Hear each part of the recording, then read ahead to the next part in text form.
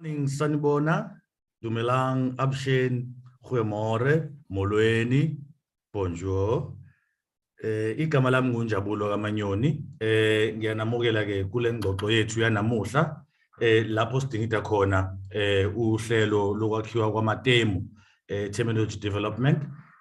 Isihloko sethu sanamuhla ngokohlelo esilinikeziwe noma esiliphethe sithi growing our own isiZulu terminology development. Ngamanye amazwi sithi sithuthukisa ulimi lwethu ukuqanjwa kwamagama. Angihambi ke ngedwa nginoza kwethu noma engathi ongoti sinabo namuhla kulomkhakha oqanjwa kwamatemu. Ngizoqala nje ngokuthi ngizobethula kodwa bazositshela bona kabanzi ngomsebenzi abawenzayo. Nginomnumzane uKhumbulani Mngadi ongumqondisi oyibamba eNyuvesi yaKwaZulu-Natal eminyangweni wezokuhlelwa nokuthuthukiswa kolimi. Bese ngiba nonkosikazi uWinnie Ngongoma naye ongumphathi omkhulu eThekwini Metropolitan Municipality umasipala weTheku eminyangweni ke wezolimi. Bobabili ke bawongoti phela abaneqhaza elikhulu abalibambile emkhakheni wezokwakhiwa kwamagama noma lo abathi terminology development. Good morning, ladies and gentlemen. My name is Njabulo Manyoni. I'll be hosting two very esteemed guests or panelists today. Mr. Khumbulani Mngadi, who is the acting director at the University of KwaZulu-Natal's Language Planning and Development Office, as well as Mrs. Winnie Ngongoma, who's a senior manager at the eThekwini Municipality's Language Services Department. Without maybe any further ado, may I maybe ask Mr. Khumbulani Mngadi to briefly introduce himself and tell us exactly what he does. And then when he's finished, Ms. Ngongoma will follow. Thank you. Over to you, Mr. Mngadi. Ngiyabonga Mr. Manyoni, ngibingelele ababukeli, ngibingelele ozakwethu esinaye uMrs. Ngongoma. Njengoba sengethuliwe nguKhumbulani Mngadi, ngumqondisi obambile e-ofisi lekuthuthukisa kwezilimi eNyuvesi yaKwaZulu-Natal. Umsebenzi ke esiwenzayo mkhulu futhi usabalele kakhulu olimini, ikakhulukazi ekuthuthukisweni kolimi lwesiZulu. Ziningi ke mhlambe izinto esingakhuluma ngazo esizenzayo, kodwa okwanamhlanje sizokhuluma kakhulu ngesihloko ngaphansi kwesihloko sokuthuthukiswa kwamatemu esiZulu. Ngiyabonga.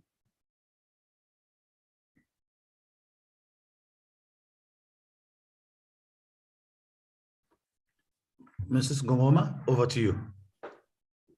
Ngiyabingelela abalaleli abanathi njengamanje ekseni. Namhlanje lona onibingelelayo nguWinnie wakwaNgongoma uMadube oqashwe umasipala weTheku as a senior language practitioner. Umsebenzi wethu kumasipala waseThekwini ikona ukuthuthukisa amatemu esiZulu njengoba sazi ukuthi ulimi lwethu luthanda ukuba semuva kancane.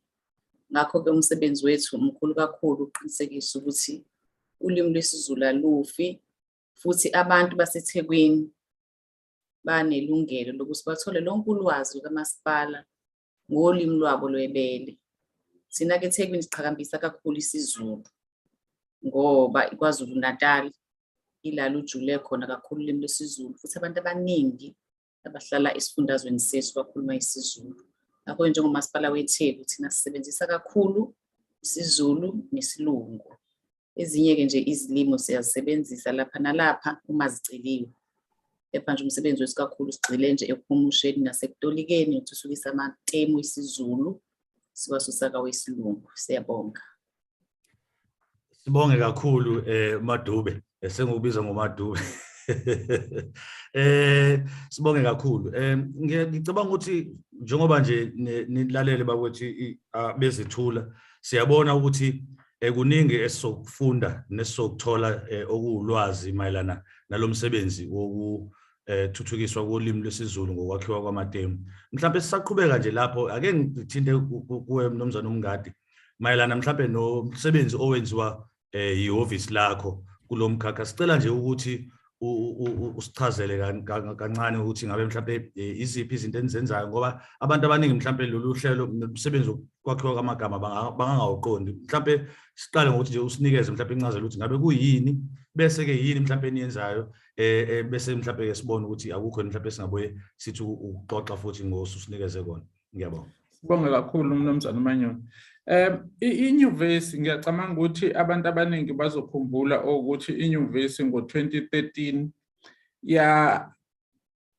yaduma kakhulu ey'nkundleni zokuxhumana ngomthetho wayo yayikhiphile ithi wonke umuntu ozofunda KwaZulu-Natal e-University yaKwaZulu-Natal uzofanele ukuthi afunde isiZulu. Kuphoqelekile ukuthi afunde isiZulu sokuxhumana. Lokho kwakususela ekutheni ngo-2006 iNyuvesi yaKwaZulu-Natal yathatha inqubomgomo okanye yaphasisa inqubomgomo eyayithi izilimi ezizosetshenziswa enyuvesi kuzoba isiNgisi kube isiZulu. Kuthe ngo-2013 ke yase isungula ihhovisi lele selibiza ngokuthi i-ULPDO ngokwesilungu libizwa nge-University Language Planning and Development Office. Ihhovisi ke leli elinikwe umsebenzi wokuthi lithuthukise ulimi lesiZulu ngoba siyazi ukuthi isiNgisi vele sesithuthukile. Sase sithi ke siyinyuvesi kuzomela senze imizamo yokuthi sithuthukise isiZulu ukuze sibe sezingeni elifanayo nesiNgisi. Then umbuzo wasuba ukuthi ke yini okufanele yenziwe ukuze kufikwe kuleyo sifiso. Then kwase ke kusungulwa ioffice lethu leli i-ULPDO. Kwase kuthiwa ke ioffice lethu alithathe unqubomgomo yolimi kanye nohlelo lolimi bese libheka ukuthi iziphi izinto ezibalekile okufanele lizenze ukuze likwazi ukuthi lufinyelele kuloko. I-office ke lase ngokubonisana ne-University Language Board okuyiyona elireporta kuyona lase i-office lithi lizokwenza i-literature development, lathi lizokwenza i-terminology, lathi lizokwenza i-corpus, lathi lizokwenza ezobuchwepheshe. Kulezi zinhlelo zozine namhlanje sizobe sikhuluma ngokuthuthukisa kwamatemu ukuthi kubaluleke ngani ukuthuthukisa kwamatemu. Nizokhumbula ukuthi inyuvesi okubalekile kuyona ukufunda nokufundisa kanye nokwenza ucwaningo. So uma ngabe sithuthukisa amatemu thina siwathuthukisela ukuthi kunothe ulimi lokufunda nokufundisa. Mhlambe ke sizobuye sinabe kakhulu ekutheni lihlukana kanjani ulimi lokufunda nokufundisa nolimi lolwesilikhuluma ngokujwayelekile. Mhlambe ke angiphawulela Mnumzane Manyoni ukuthi asisebenzi sodwa ke njengoba senza lo msebenzi. So sithema ngabe sihlala phansi senze inhlelo zokuthi sizowenza kanjani umsebenzi wokuthuthukisa amatemu. Kwase kuhlala ukuthi kuzofanele sisebenzisane nama-colleges. Ama-colleges ethu ke awu-4.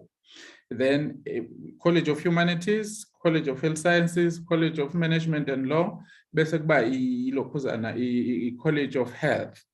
Then sase sithi ngaphandle ke sizosebenzisana nobani. Sase sithi kukhona umasipala wethu weTheku omelo Mrs Ngongoma namhlanje sabacela ukuthi nanku umsebenzi esifisa ukwenza esaziyo ukuthi uyahambisana nenikwenzayo. Then umasipala wasamukela ngezandla ezimhlophe. Saya ku-Pan South African Language Board ola e-KZN ophethwe ubaba uSimelane. Saya ku-legislature yase-KZN. Saya kuma-universities akhelene nathi, University of Zululand, Durban University of Technology, kwase kuba i-UNISA. Sathi nanku umsebenzi wesizwe sicela ukuthi silekelelane ekutheni sikwazi ukuthi siwenze.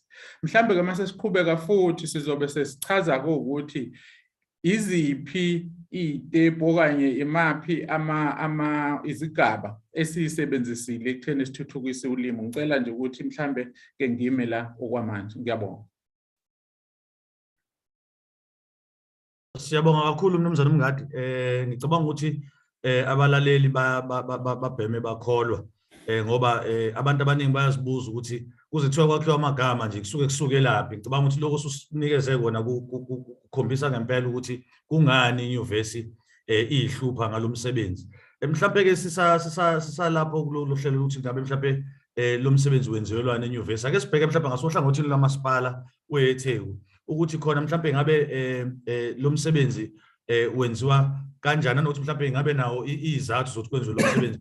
Ngoba ngiyacabanga ukuthi nje ushilo ukuthi njengenyuvesi nikwenzela ukuthi kube khona ukusizakala in terms ngokufunda nokufundisa, teaching and learning. Ngakumasipala mhlawumbe khona ngabe kumi kanjani uMadubi?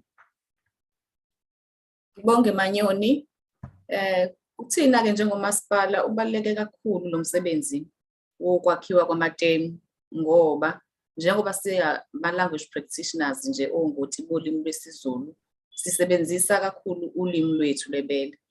Ngakho ke kubalekile ukuthi ukuze sikwazi ukuthi sidlulise ulwazi emphakathini izakhamuzi kamasipala weTheku sibe namatemu afanele esizowasebenzisa.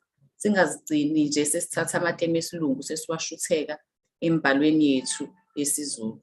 Ngakho ke lo msebenzi owenziwa inyuvesi yaKwaZulu-Natal ibambisene ke nababamba iqhaza abahlukahlukene nathi siyingxenye yabo. Ubaluleke kakhulu ngoba wenza umsebenzi wethu ukuthi ube lula ngoba phela njengoba sazi sonke ukuthi ulimi lwethu lisalele emuva kakhulu.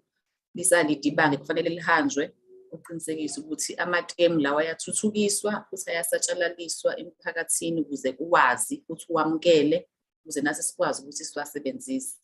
Ngakho ke wonke lokuthuthukiswa kolimi olwenziwa ke inyuvesi yaKwaZulu-Natal ibambisene nababamba iqhaza abahlukahlukene. Kubaluleke kakhulu kuthina njengabantu abatolikayo, njengabantu abahumushayo ukuthi sikwazi ukuthi sisebenzise amagama okuyiwona wona.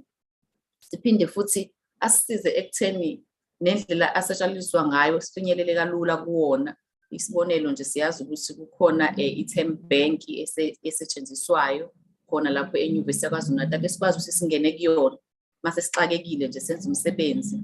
Ngoba njengoba umasipala nje omkhulu kangaka sineminyango eminingi kangaka kumasipala weTheku. Yonke lo mnyango lesimsebenzi yayo yokuhumusha kulolu phiko lwethu lwezilimi. Isibonelo nje kukhona iminyango yako environmental health, khona izinto zako biodiversity, khona umnyango wabameli legal and compliance, khona umnyango wezezimali.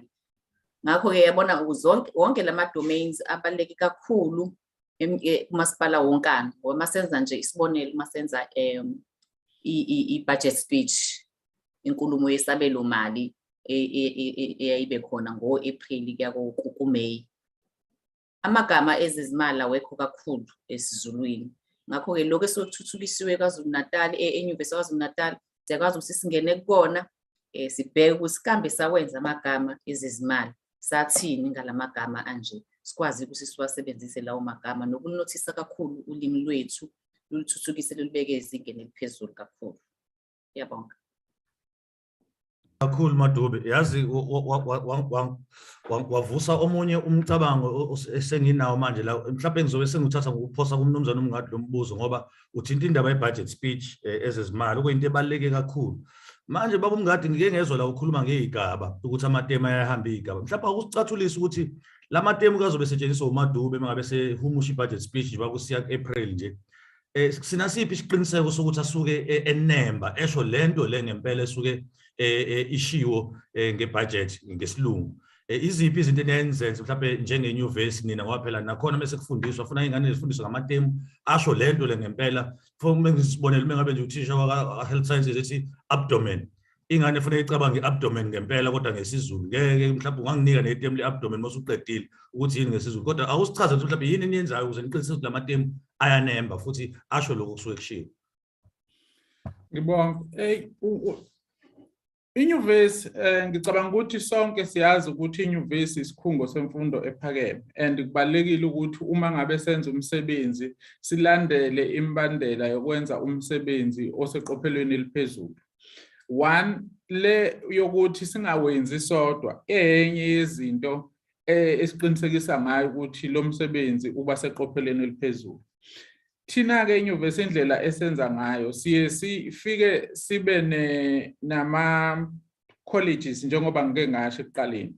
Then kuma colleges kunama schools ngaphansi kwama colleges.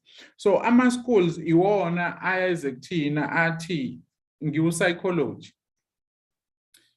Ngicela ukuthi ngilandele inqubomgomo yenyuvesi yokuthi kufanele ingane ikwazi ukuthi zamukele imfundo ngolimi lwazo lwebele ziphinde zilamukele ngolimi lesilungu. Nginawo ka wesilungu manje sengifuna ukuthi ngiwashintshele ekutheni abe awesiZulu. Ngizokwenza kanjani? Bese ke siyihhovisi lokuthuthukisa kolimi sithi no sizokusiza kodwa ukuze sikwazi ukukusiza kuzofanele ulandele lembandela. Umbandela wokuqala ukuthi kufanele nibe yiteam ikakhulukazi ezoba i-team yongoti baleyo discipline. Kusho ukuthi mhlambe mangabe kuyi-psychology kufanele babe at least 2 or 3 abantu abazoyinikela ekutheni thina sihongoti kusho ukuthi singama-content specialist akule field. Bese kuba yibona abenza into isigaba sokuqala esibizwa nge-harvesting. Thina esikwenzeke siye sibasize ekutheni sibanike ulwazi lokuthi uharvesta kanjani. Ukuharvesta ke ukuhamba uhlwayela amagama okanye ufuna amagama ozowabiza uthi a-technical kanjani na? Kusho ukuthi awalona ulimi lolujwayelekile, awulimi lwaleyo domain okanye awulimi laloyo mkhakha. Bese bewathatha ke lamatemu bewahluza. Uma sebewahluzile bese bewanika incazelo ngesingisi. Uma sebeqedile baphinde futhi bawanike esikubiza ngama-candidate equivalents. Bawanike amagama ke na esiZulu abacabanga ukuthi ayanemba. Kusho ukuthi ke inyuvesi iyathatha isinqumo sokuthi ukuze kukwazi ukuthi kusebenziseke imali kahle ngoba lento yenziwa ngeimali enkulu. Okungenani asibe ne-threshold ka-500 terms i-discipline ezofikiwa harvest iwahluze kahle ibisisinika incazelo ibisiphinde sinika nama-candidate terms esiZulu bese iwaletha ke e-ofisini i-ULPDO. I-ULPDO ke ibise ithi ke uma ngabe usowalethile lamatemu lakuthina isigaba sesibili sizowa-workshopha lamatemu. Sizowa-workshopha kanjani na? Sizobiza wena nongoti bakho as umnikazi we-project bese siphinde sibiza ama-linguists, sibize ama-terminologists, sibize ama-translators. Ngenxa yokuthi sisuke sibhekelele ukuthi umsebenzi wethu uhambe kahle siba ne-minimum of 25 participants. Kushuthi siba nabantu abawu-25 abaqala kube yibona abazo-workshopha lo msebenzi. Kushuthi kulo 25 2 to 3 kuba wongoti. Bese sithi ngoba sifuna ukuthi sisebenzisane nozakwethu sibize usisi Winnie nethimba lakhe, sibize ulegislature nethimba lakhe, sibize uDepartment of Arts and Culture nethimba lakhe, sibize uSimelane nethimba lakhe. uSimelane ubalekile esigabeni sesithathu esizongena kusona. Bese simangabe sesifika ke lapha abese ke umnikazi weproject awethule amatemu athi nanku umsebenzi esengikwenzile ngikhulumile no-ULPDO u-ULPDO wasengiyalelo ukuthi sizohamba lezi igaba zonhlanu. Then sengifika ke kwesesibili ke asengiyalele kusona esisibiza ngeconsultative. Then lesi sesibili ke sekuwukuthi ke ngiyawethula umsebenzi kunina bongoti bolimi ngiyawethula umsebenzi kunina ama-terminologist ngicela ningibhekele ukuthi iwona yini na. Bese ke su-workshopha ke iy'nsuku ey'ntathu. Lezo nsuku ey'ntathu ithina esayigamela zona sibheke ukuthi umsebenzi uzohamba kanjani. Masiqeda lapho bese ke nawo sekufanele iye esigabeni sesithathu. Isigaba sesithathu sibizwa nge-verification.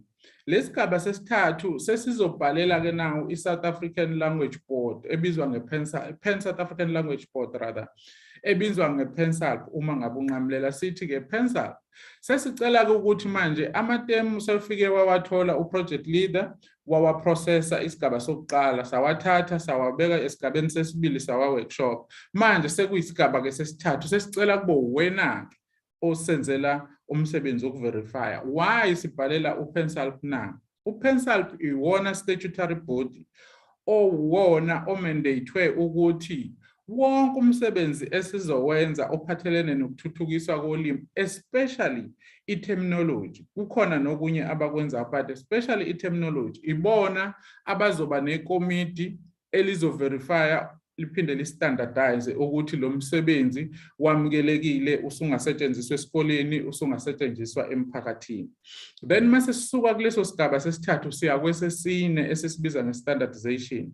Esesine futhi i-standardization lesi sithi u-ULPDO as i-owner yelokhuzana yomsebenzi uzophinde futhi abhalele now uPensalp phathi Pensalp, can I have a full committee now to standardize and authenticate these terms? Aphinde uPensalp avume, phinde futhi uNgodi afike nethimba lakhe sibize ke now uzoqaphela ukuthi from i-verification sekuya ku-standardization umasipala akasekho, u-legislature akasekho, u-DAC akasekho, but sekukhona designated authorities laba esibabiza ngomzukazo okuyibona ke manje asebebuka lo msebenzi.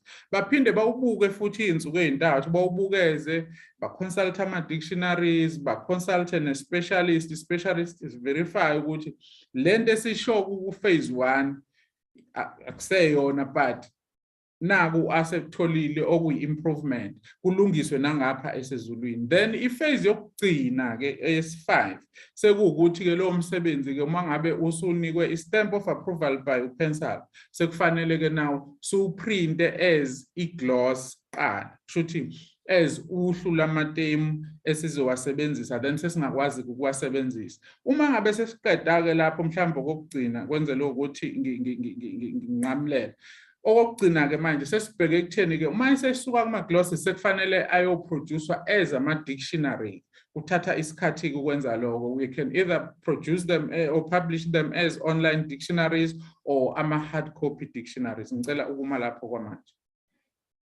Siyabonga kakhulu Mnumzane Mngadi, kodwa ugcina ungangiphendulanga ukuthi abdomen nathi yini abdomen ngekathi nenza amatemu waka health sciences. Ngizocela usesiwini akuphendule ngoba usebenza ngalezi zinto zonke izinsuku. Siyabonga kakhulu Mnumzane Mngadi. Ngicabanga ukuthi kunokunye oqhamukile la engicabanga ukuthi mhlawumbe kuzosisiza enkulumeni yethu ukuthi mhlawumbe sinikeze izethameli ulwazi oluthe ukuthi xaxa. Mhlawumbe siswini ungasisiza ke kuloko ukuthi okay nawa kamatemu aseqhamukile ke enziwe i-UKZN.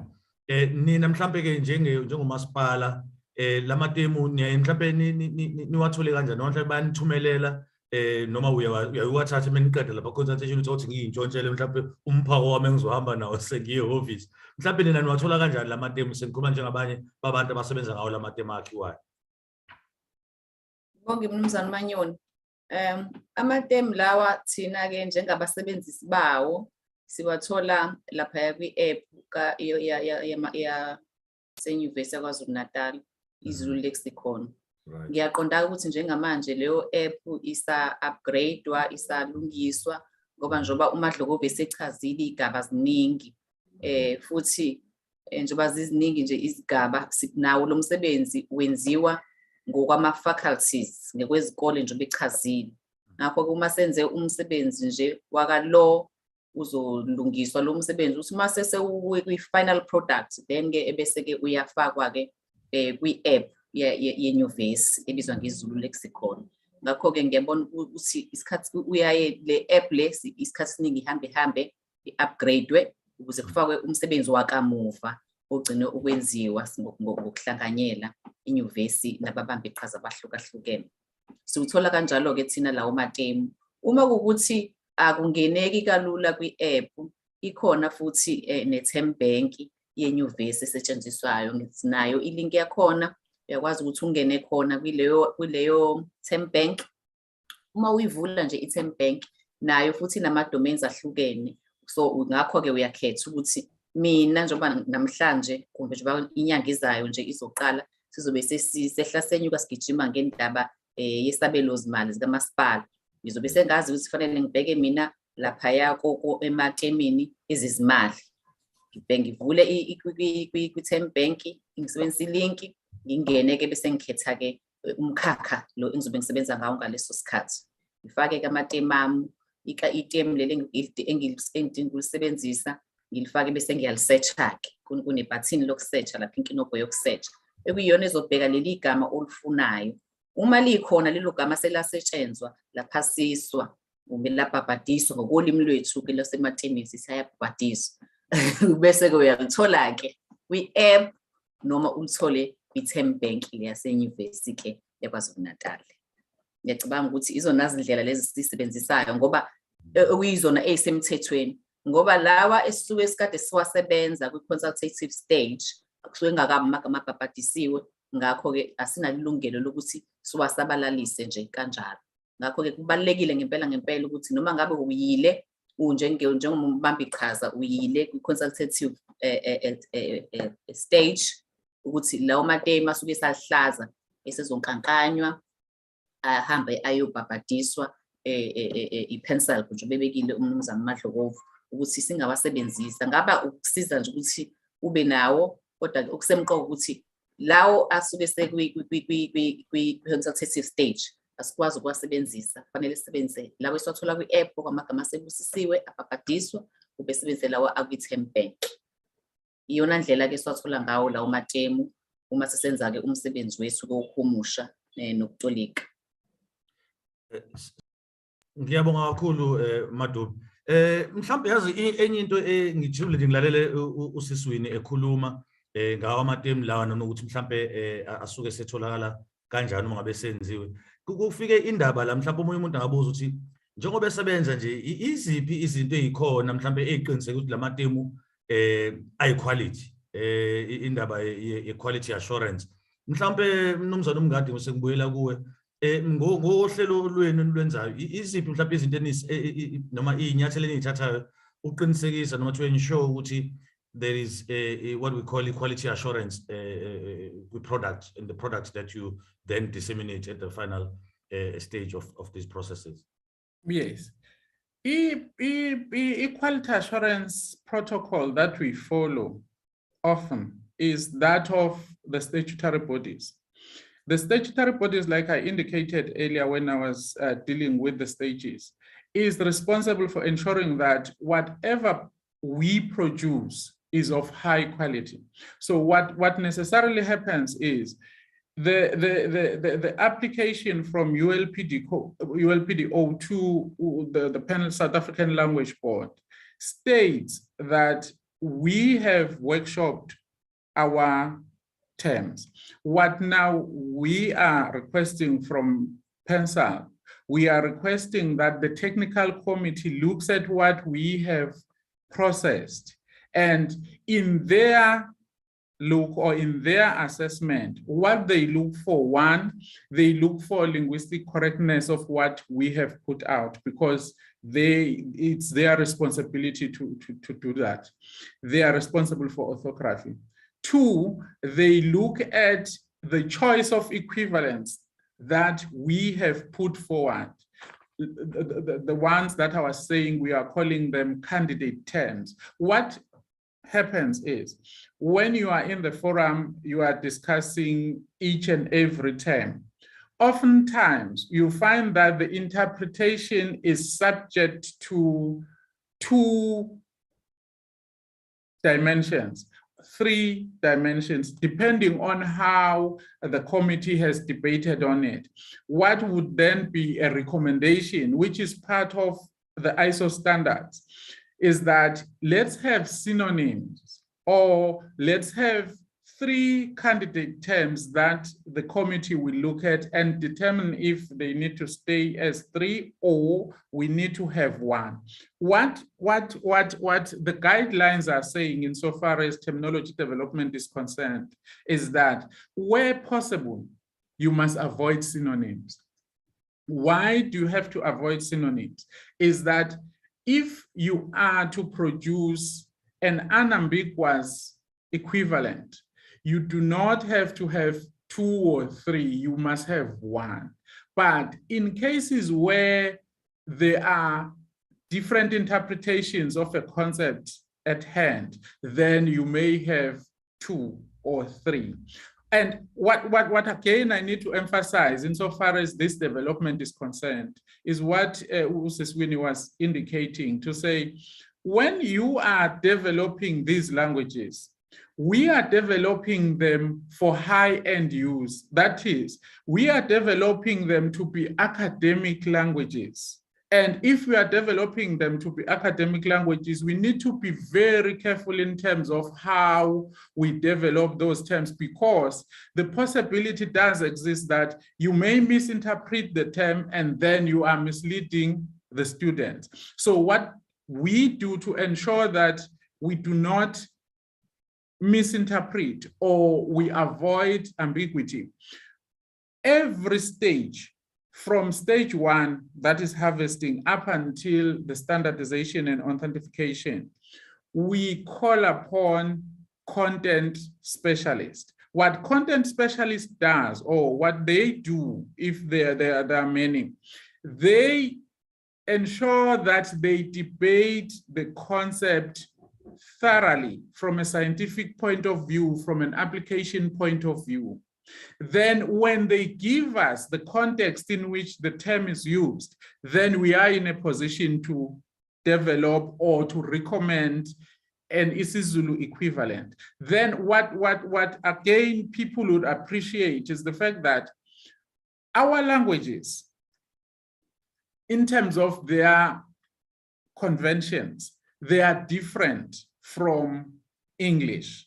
Then you would find that in English, they would use themselves, they will use a borrowed word. And then in English, it doesn't exist. So what we would do again is to debate with the specialist to say, if the term is imported, even in English, how do we make sure that the interpretation is correct? We go back to the epistemology of the term itself to say, what did it mean in Greek, or what does it mean in Greek? Then we negotiate it in English, and then we negotiate it in isiZulu. Then we come up with what we call an equivalent. But the basic rule of equivalence is that you can never have 100% equivalence. So we ensure that we are closer. We ensure that the mental frames of a child who speaks English are closer to that of a child who speaks isiZulu, because at the end of the day, these kids are going to write one and the same paper, and that paper oftentimes, or I would say for now, it's still in English. So what we do, we are trying to make sure that the development of these terminologies is thorough in order to avoid ambiguities, in order to avoid misconceptions, in order to avoid even misinterpretations on the part of the people who are coining the terms. So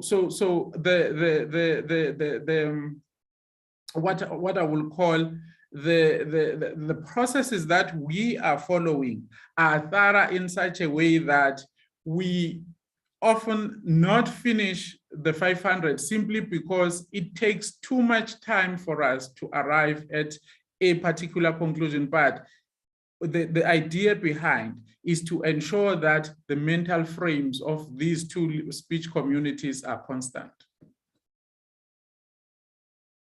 Thank you very much, Mr. Mngadi. You know, usakhuluma nje ngivele ngacabanga elinye itemu engangaliza umunye umlisa la elisho ngelikhulu iqholo la endaweni thizene ngeke ngiyibize lapha ngoba sisemsebenzini. Kodwa ke abantu base bebona cha le nsizwa cha ikhuluma impela into ehamba phambili, kanti igama liyisilathini lalithi i-audi alteram partem.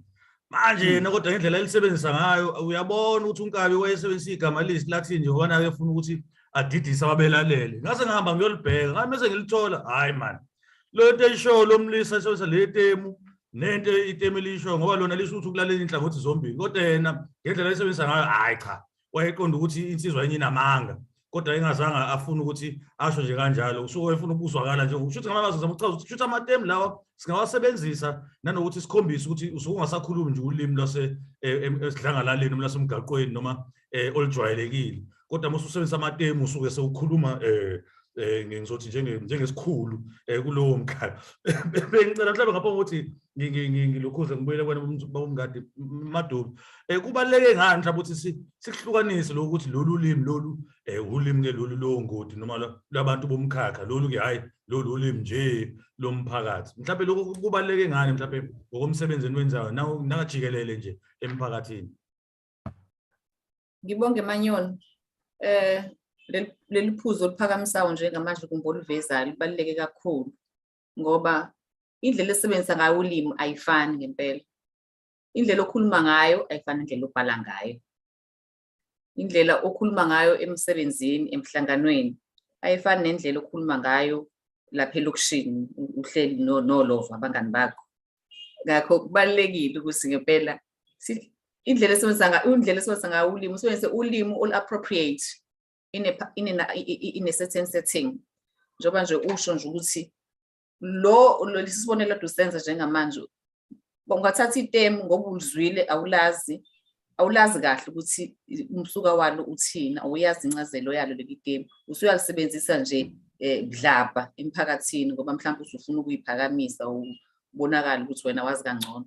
Only to find ukuthi ngempela omunye umuntu will take notice njengoba nawe wenzile ahambe awulibhekisisa leli gama bese uyathola ukuthi hawu kanti kahle lo muntu ebeyisho lento le akuyona lento acabanga ukuthi iyona. Ngakho ngempela kubalekile ukuthi sisebenzise amagama afanele endaweni efanele. Nala emsebenzini njengabantu nje abahumushayo nabatolikayo. Inkulumo mawuyitolika ayifani indlela ozoyitolika ngayo ayizukufana njengendlela osukuhumusha ngayo umbhalo obhalwa phansi. Njengoba uswazi umehluko phakathi kokuhumusha nokutolika ngicabanga ukuthi iningi labantu bethi abalaleli njengamanje bayakwazi ukuhlukanisa between the two.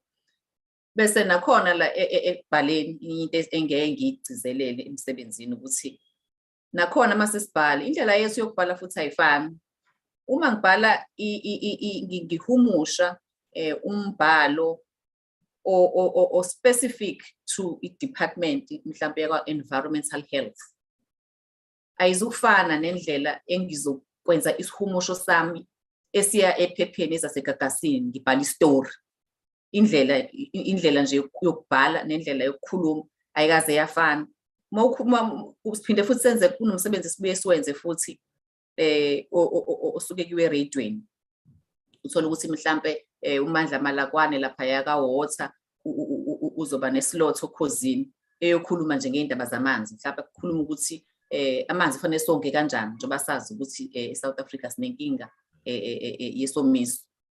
Uma ngabe senza sihumusha leyo nkulumo kaMandla azobe yithulo okhosini ayizukufana nendlela esizokwenza leso sihumusho uma ukuthi isihumusho nje esizobhalwa phansi sifunde mhlawumbe singene ephepheni mhlawumbe sithunyelele umphakathi ayifani ngoba phela indlela yokukhuluma ihlukile njengoba sengichazile. Ngakho ngempela kubalekile ukuthi uyazi iaudience ukwazi ukuthi futhi lo msebenzi osebenzayo njengamanje uzosebenza mawuye eradweni akuzwakala ukuthi lo muntu uyakhuluma eradweni unikeza abantu information futhi uma kuyinto efundwayo ubona ukuthi la ngiyafunda. Ngakho nje kubalekile ngempela ukuthi sazi sihlukanise ukuthi lo mbhalo ngamanye amazwi ngisho ukuthi umbhalo owodwa isihumusho esisodwa ungasihumusha ngendlela ehlukile depending ukuthi sizobe sethulelwa which audience ngaleso sikhathi.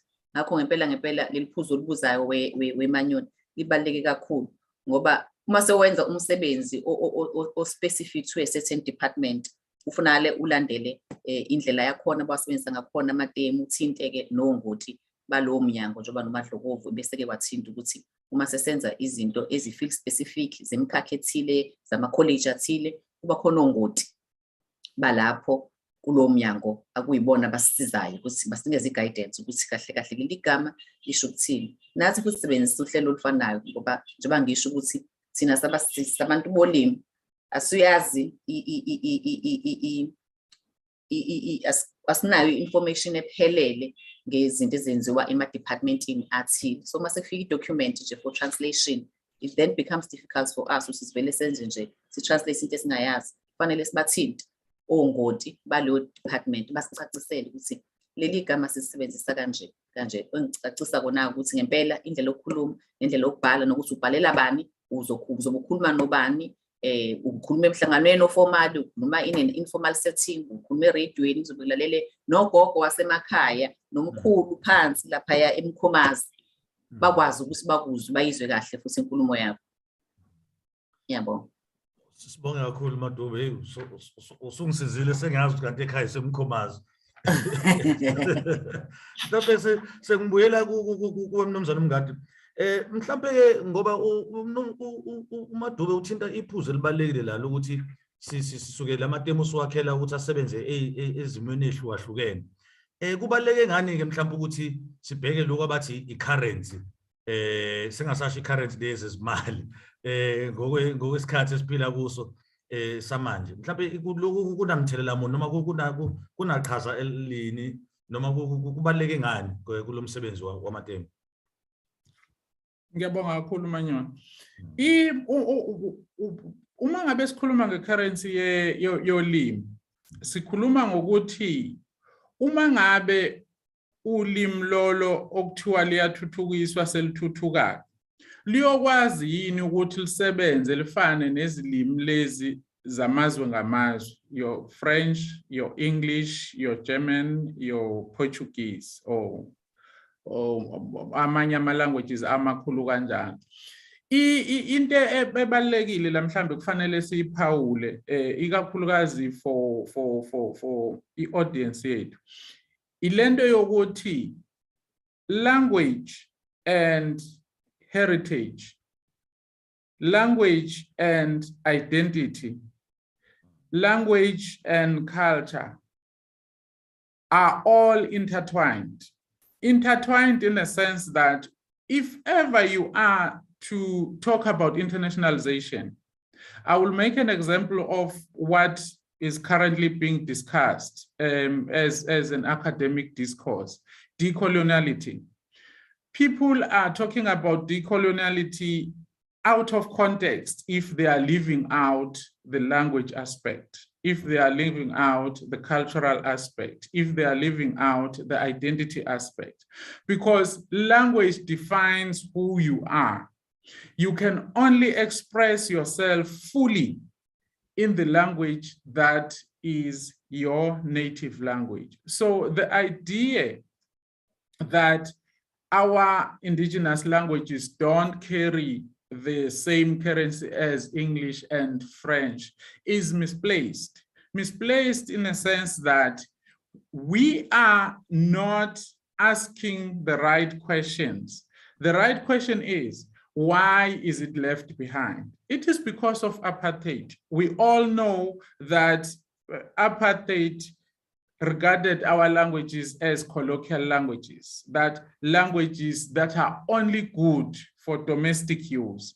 Now, what universities are doing, what municipalities are doing, what government is doing in its entirety is saying, let us make a concerted effort to develop these languages so that they can have the currency that English carries. So what we are doing as universities is to say people must change their attitude towards their own languages. That means people must take pride in who they are. People must take pride in the indigenous knowledge systems, because we do have our knowledge systems, but we cannot express them because they are only confined in isiZulu.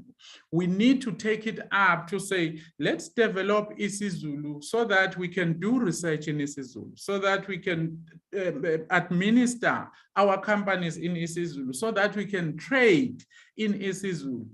Let the language be empowered to be the language of economy, because what has happened over time is that people are studying because they want to get jobs.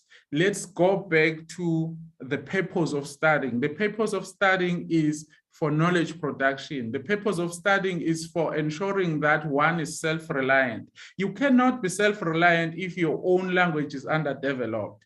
Develop your language, compete with inventors, compete with technological innovation using your own language. So in answering you specifically, how can we develop our languages to carry the same currency? What we need to do, we need to encourage culture of reading and writing in our indigenous languages. That's point number one. Point number two, we need to create technological games in gadgets that are used now using our own languages, because if you want to entice a kid to learn a language, now our kids are exposed to a plethora of gadgets. So put games for kids in those gadgets, then kids would begin to learn to appreciate their languages. And then we need to engage with banks to say, you are surviving because we are clients and you are not appreciating our languages. Appreciate our languages so that we see value in us as your customers. Transact in isiZulu, transact in Setswana, transact in Chivenda, and all that. Then you go back to the insurance companies, say to them, if you love us as your customers, write your contracts in isiZulu, write your contract in Chivenda, write your contract in isiSwati.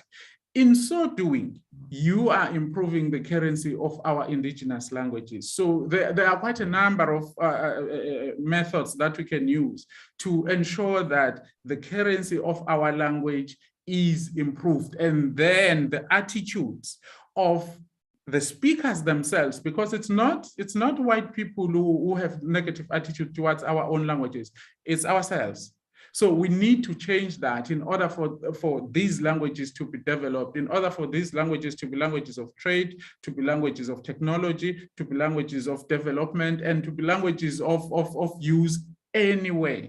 So those are amongst the few things that we need to do in order to improve the currency of our language. Thank you so much for that. And whilst you are speaking, I'm also reminded of the fact that in any case, it's a question I will ask to the two of you. When you are thinking creatively, which language do you use? That is a question maybe that we need to ask ourselves, because usually creatives are only associated with those that are using a particular language, but we don't really look at creatives in terms of what language do they use to get to that level of creativity. I have a friend who's a musician who was once our specialist in terms of terminus development. He is a multi-award winning performer. I once asked him this question, and he said, you know, the ideas that I get before I write my compositions as a pianist, actually I come to me in my mother tongue. And then I have to convert it to English and then to music. But the initial stage, the first idea that I get comes in my mother tongue. And that is when it dawned on me that really, if we want to get to that level and compete, as you are saying, then we need to get our people to start thinking and appreciating the fact that their languages can be able to, they're not shallow, they can be responsible for higher levels of thinking. Maybe still there, Madube mhlawumbe sesisonga njengoba sesisalule imzuzu eyishumi. Ngokwakho mhlawumbe iziphi izinto obona ukuthi mhlawumbe ngafanele ukuthi zenziwe ngokomkhakha okuwo ukuze lezilimi zithole noma ulimi lwethu lesiZulu sikhulume ngaso njengoba nisebenza ngalo. Luthole le ndawo ufuna luyithole ukuze nalo lube ulimi olusebenza ngendlela efanayo nolimi lwesingisi. Kungabe ulimi oluhlale njalo lulandela ngemuva kuyisingisi phambili.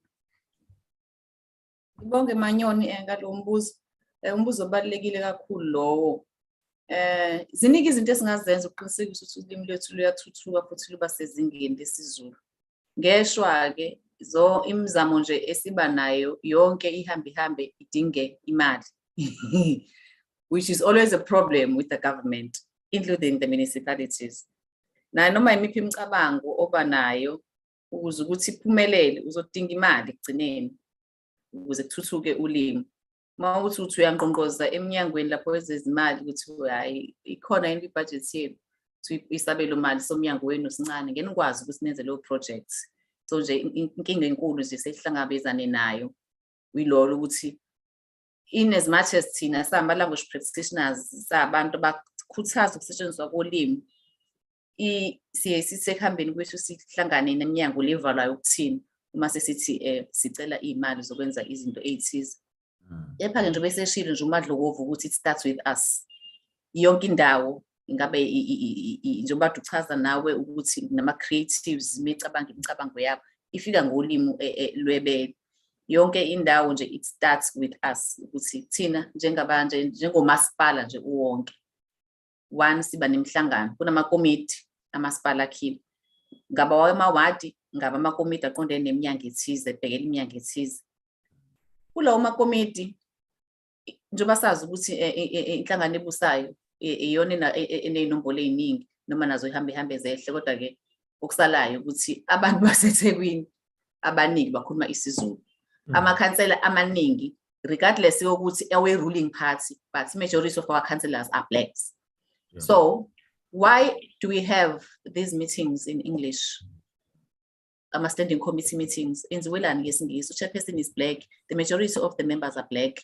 Kodwa imhlangano ibanjwa nje ngesilungu. Imbalwa kuma portfolio committees zethu imhlangano la uthola khona ukuthi usihlalo nje aya kahle ukhuluma isiZulu.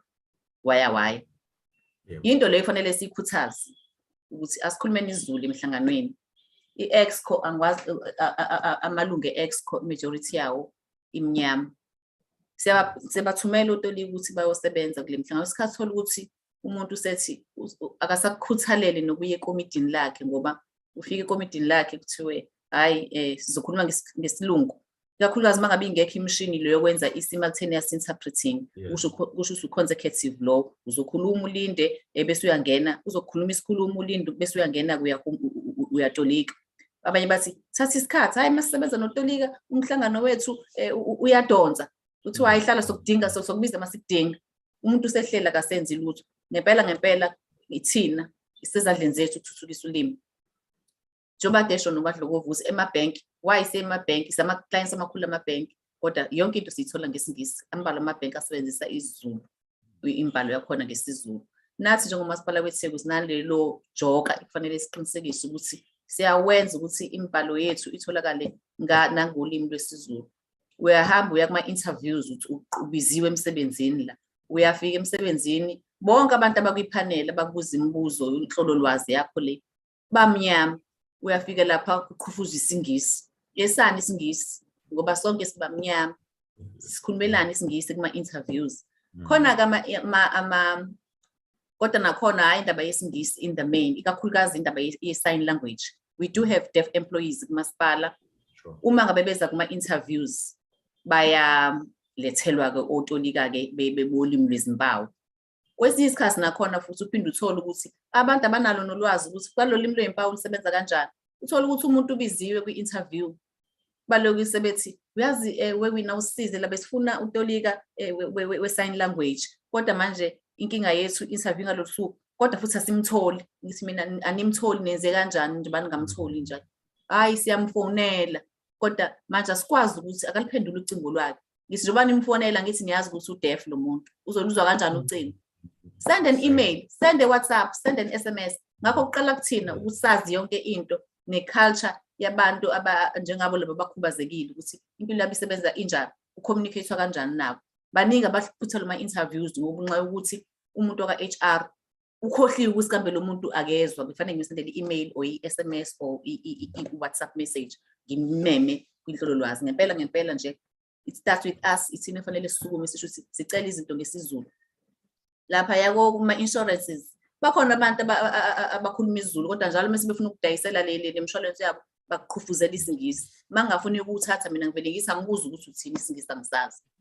Yabona masisenze njalo sonke sizobona ulimi lwethu uthuthuka. Bese bakuthumela document yakhe insurance document uthi angiyazi yonke lento ebhalwe la ngicela ebhalwe ngesiZulu khona ngizolokhunja ngizoyithatha insurance yenu. Ngempela it really starts with us. Ithina kufanele sithuthukise ulimi lwethu kusezandleni zethu. Amen. Wazi wayibeka ngasho ngakhumbula ukuthi abantu be-Afrikaans badlala kanjalo. Yes. They want their documents. Hence technology development for Afrikaans is proof that terminology development actually works in terms of building the currency that Mr. Mngadi was talking about. But it starts with what you are saying, where people who are language users demand that I want this provided to me by my language, in my language. And if it's not provided to me in my language, then I'm not going to participate. And I know that for the Afrikaans community, they don't compromise. If there's no term, the terminology development machinery for Afrikaans works on overdrive just to make sure that that term is provided and the language community can be able to access that information in their mother tongue. Sesalula imzuzu emithathu. Bengicela mhlawumbe nje ukunipha ithuba lokuthi nibeke mhlawumbe amagama noma amazwi okusonga yonke inkulumo bese ke ningishela noma umzuzu owodwa ukuthi nami ngivalelise. Ngizoqala ngawe Madube ngoba wena owesifazane, ladies first. Mawusinikeza mhlawumbe your concluding comments please. Ngibonge kakhulu Manyoni, asibonge abalaleli bethu lapha ku Facebook naseyingosini ehlukahlukene abasilalele. Sibonge iNyuvesi yaKwaZulu-Natal ngomsebenzi omuhle esiwenza nayo ngokubambisana ukuthuthukisa amatemu esiZulu. Bonge umphakathi wonke nje waseThekwini osalele njengamanje. Nathi njengomasipala weThekwini ufuna nje ukusho ukuthi siyathokozela amathuba njengalawa futhi sizimisele nathi ukuqinisekisa ukuthi ngawonke amandla ethu nemizamo esingaba nayo ukuthi ulimi lwesiZulu siyalithuthukisa. Abantu baseThekwini banelungelo lokusebenzisa ulimi lwabo noma beya noma imuphi umnyango uma befica umuntu okhuluma isiLungu bamtshela ukuthi isiLungu angisazi ngazi isiZulu ngicela ngibizele umuntu okhuluma isiZulu ukuze usizakale. Sisi nje phambili ngolimi lwethu alukhule ukuze nathi sikhule nabantwana bethu bakhulumise ulimi lwesiZulu emakhaya. Yebo bafunda la bekhuluma khona isiNgisi njenge first language kepha mebese emakhaya bekhe esikoleni abakhuluma isiZulu. Mina bambayazi ukuthi mawukhuluma isiNgisi anqeni nje ungakuphenduli futhi akatshela ukuthi akaphendulwa ngani, uyazibonela ukuthi habe kambe ngikhuluma isiNgisi. Esinye nje into engifuna ukubisho nje emfishane ukubaleka kokukhuluma isiZulu ekhaya ikona okusemqoka kakhulu ukuthi abantwana bethu. Ingane ka Dr. Mazibuko ebesoba naye namhlanje iyathi ingene emotweni yamawayo ihamba nomngani wakhe ababemliftile. Yathi yaqala ingane umngani kaMbali wakhuluma isiNgisi wathi uMbali yey asikhuluma isiNgisi emotweni yama uzokwehlisa khuluma isiZulu. So sonke asikhulumeni isiZulu emakhaya. Sumphakathi omnyama bakithi umuntu nomuntu unolimi lwakhe lebele akalikhulume ukuze lizokhula. Siyabonga. Ngibonga mina Madube. Mnumzane Mngadi sesinemzuzu nje owodwa mhlawumbe 30 seconds I think Mrs. Ngongoma has covered all what I had to say, except to say thank you. And the question that was asked by Mcebisi, I think the hybrid will work. The ebooks are going to be printed and are going to be published, as well as the hard copies are going to be done for the longest time. I thank you, everyone. Thank you so much, Mnumzane Mngadi. Thank you very much to all our viewers. I think this has been a very informative session. Unfortunately, due to time, we have to stop right there. I would like to thank our participants, Mrs. Ngongoma and Mr. Mngadi, for their insights. And I think we have learned a lot and we could have learned more. I believe just listening to them, I think we would have benefited more had we had more time. Unfortunately, our enemy in this instance is time, and we'll stop at that point. And also, this is available on Facebook Live and also YouTube. Go to the Time of the Writer website and you can catch up on what has been discussed if you were not listening to us live. Thank you so much, colleagues, and thank you very much to our viewers. And by the way, before I close, the term I asked about the abdomen, I've just been reliably informed that it is inqasisu. Abdomen, inqasisu, not isisu. So please, people, when you say isisu, you must know you're talking about something else. Abdomen, inqasisu. Thank you very much, everybody. Nisale kahle, siyabonga. Bye.